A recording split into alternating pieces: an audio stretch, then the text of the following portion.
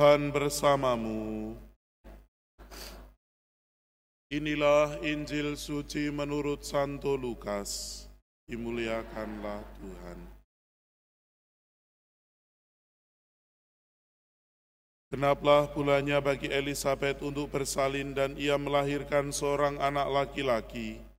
Ketika para tetangga serta sanak saudaranya mendengar bahwa Tuhan telah menunjukkan rahmat-Nya yang begitu besar kepada Elisabet, bersukacitalah mereka bersama-sama dengan dia. Maka datanglah mereka pada hari yang ke-8 untuk menyunatkan anak itu, dan mereka hendak menamai dia Zakaria menurut nama bapaknya. Tetapi Elisabet ibunya berkata, "Jangan, ia harus dinamai Yohanes." Kata mereka kepadanya, "Tidak ada di antara sanak saudaramu yang bernama demikian."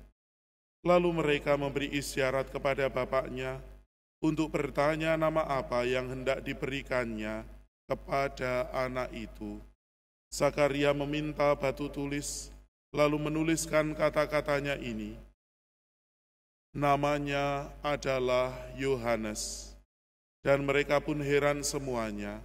Seketika itu juga terbukalah mulut Zakaria dan terlepaslah ikatan lidahnya, lalu ia berkata-kata dan memuji Allah.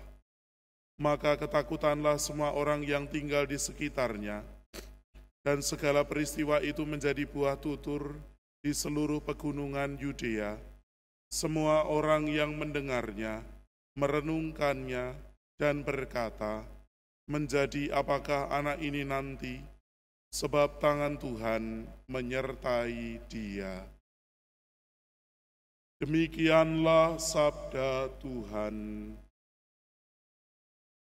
Para saudara dan saudariku yang terkasih dalam Tuhan, nomen es omen. Nama adalah suatu tanda.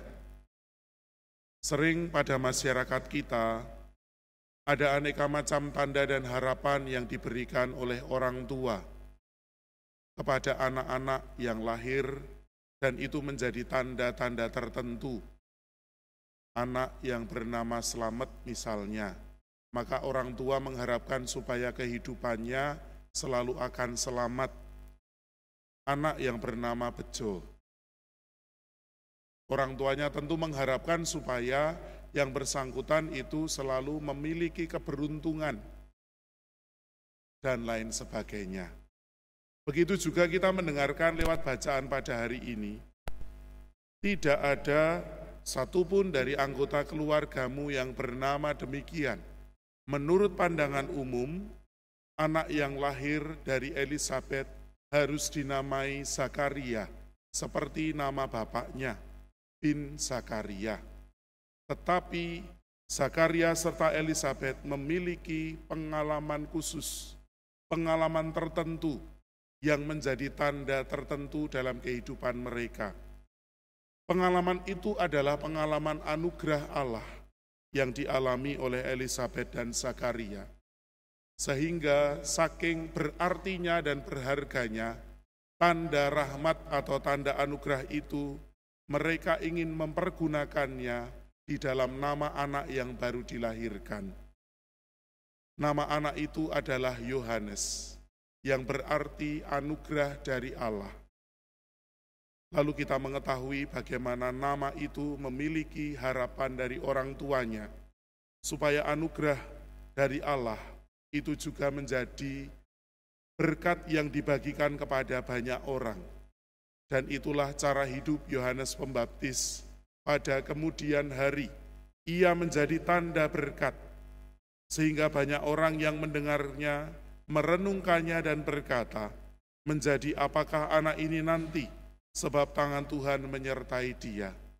Cara hidupnya khusus, cara hidupnya mempersiapkan kedatangan Yesus, kedatangan Tuhan, dan ialah nabi yang terakhir. Marilah kita pun pada hari-hari ini juga dipenuhi dengan ungkapan tanda dari Allah.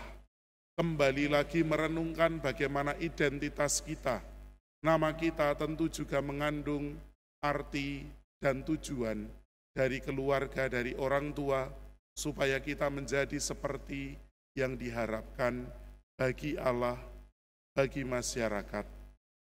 Mari kita hening sejenak, kita merenungkan sabda Tuhan.